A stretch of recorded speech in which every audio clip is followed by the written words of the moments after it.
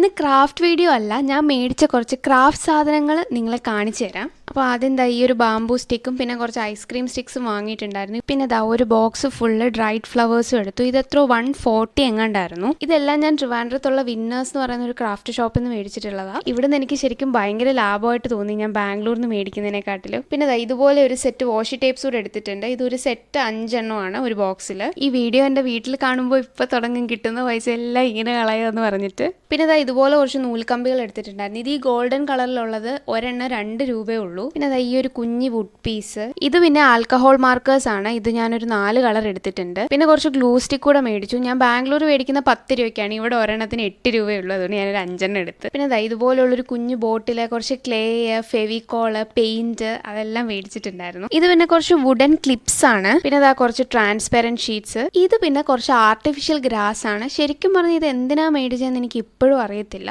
എന്തെങ്കിലും ചെയ്ത് നോക്കണം ഇനി. പിന്നെ ഇതുപോലെ ഒരു നൈഫ് എടുത്തിട്ടുണ്ടായിരുന്നു. ഇതാവുമ്പോൾ എല്ലാം കട്ട് ചെയ്യാനൊക്കെ ഇത് നല്ലതാണ്. പിന്നെ വിൻറ്റേജ് പേപ്പർ എടുക്കാനായിട്ട് ഈ ഒരു ബുക്ക് കൂടെ എടുത്തിട്ടുണ്ടായിരുന്നു. ഇനി അപ്പോൾ ഈ സാധനങ്ങളൊക്കെ വെച്ചിട്ടായിരിക്കും നമ്മുടെ പരിപാടി. പിന്നെ കടയുടെ പേരും ലൊക്കേഷനും ഒക്കെ ഞാൻ ഡിസ്ക്രിപ്ഷൻ ബോക്സിൽ കൊടുത്തേക്കാം. വേണ്ടവരൊന്ന് ചെക്ക് ചെയ്ത് നോക്കുക.